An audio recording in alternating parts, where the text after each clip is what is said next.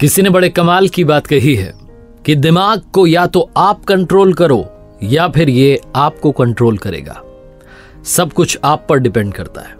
नमस्ते दोस्तों, मेरा नाम है आरजे कार्तिक। एक लड़की की कहानी सुनाता हूं जो यूरोप में एक घर में रहता था किराए से। वो अपने गांव से आकर के शहर में रह रहा था, पढ़ाई कर रहा था कॉलेज की।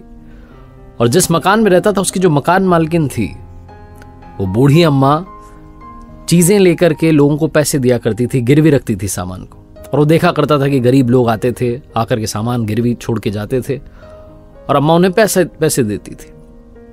लेकिन जब वो लोग वापस पैसे नहीं चुका पाते तो उनसे और लूटने लगती, उन्हें और प्रताड़ित करने लगती, वो लोग और परेशान होने लगते।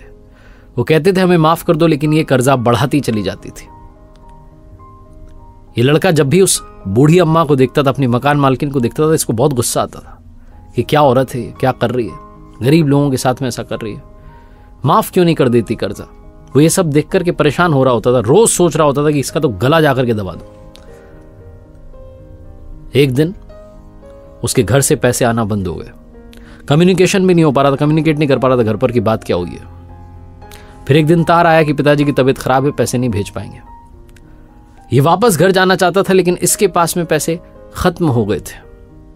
मजबूरन इसे अपनी मकान मालकिन के पास जाना पड़ा, उस बूढ़ी अम्मा के पास जाना पड़ा। अब इसने सोचा कि क्या मैं उनको गिरवी रखने के लिए सामान दूं, तो इसने अपनी घड़ी दे दी। शाम का समय था, वो बूढ़ी अम्मा अपने हॉल में बैठी हुई थी। जाकर के इसने अपनी घड़ी दी और कहा कि मुझे पैसे चाहिए। वो जो बूढ़ी अम्मा थी वो गई हॉल में और जो खिड़की थी जहां से थोड़ी सी रोशनी आ रही थी, वहां जाकर के उस घड़ी को देखने लगी कि ये जो घड़ी है इसमें कुछ है भी कि नहीं है, कुछ कीमत है भी कि नहीं, और इसके हिसाब से पैसे दे दूंगी। ये लड़का अपनी सीट से उठा और जाकर के इसने सीधा अपने हाथों को उस बूढ़ी अम्मा के गले पर रख दिया और दबाता चला गया, बड़ी जोर से दबाता चला गया। इतना जोर से दबाया कि गला दब गया, नाक में से खून बहने लगा। वो बूढ़ी अम्मा वहीं मर गई। और जैसे ही वो खून इसकी उंगलियों पर आया, ये चौंक गया, ये डर गया। इसने तुरंत उस बूढ़ी अम्मा को छोड़ा और कहने लगा मैंने नहीं मारा, मैंने नहीं मारा। पुलिस इसे पकड़ के ले जा रही थी और ये कह रहा था मैंने नहीं मारा, मैं कैसे मार सकता हूं। इसने नहीं मारा। वो 2 साल से जो इसके दिमाग में थॉट्स चल रहे थे, ये देख रहा होता था और सोच रहा होता था कि इसका तो गला दबा दूं, उस थॉट ने बूढ़ी अम्मा को मारा।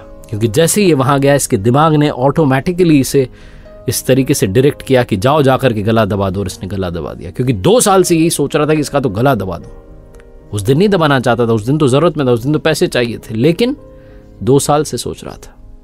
छोटी सी कहानी जो हमें सिखाती है कि हमारी ब्रेन बहुत कमाल की चीज है। या तो आप इसे कंट्रोल करेंगे या ये आपको कंट्रोल करेगी। कई बार जब हम घर से निकलते हैं ऑफिस के लिए, कॉलेज के लिए, स्कूल के लिए, तो डायरेक्शंस नहीं देने होते। ये जो सुपर कंप्यूटर है इसको मालूम है कि किधर जाना है, ये अपने आप आपको ले जाकर के वहां पर पहुंचा देती है। कई बार आप सोच भी नहीं रहे होते कि किस मोड़ पर मुड़ना है, लेकिन गाड़ी अपने आप घूम जाती है, क्योंकि आपकी ब्रेन को सब कुछ पता है। कुछ अपने से काम करने लगती है। आप जैसा सोचते जाएंगे वैसा ये काम करने लगेगी। आपके विचार ही आपके कर्म बन जाते हैं। ये छोटी सी कहानी बस यही समझाती है। इसलिए जो आप सोच रहे हैं उसके बारे में सोचें कि आप क्या सोच रहे हैं। अच्छा सोचना शुरू कीजिए, अच्छा करना शुरू कीजिए।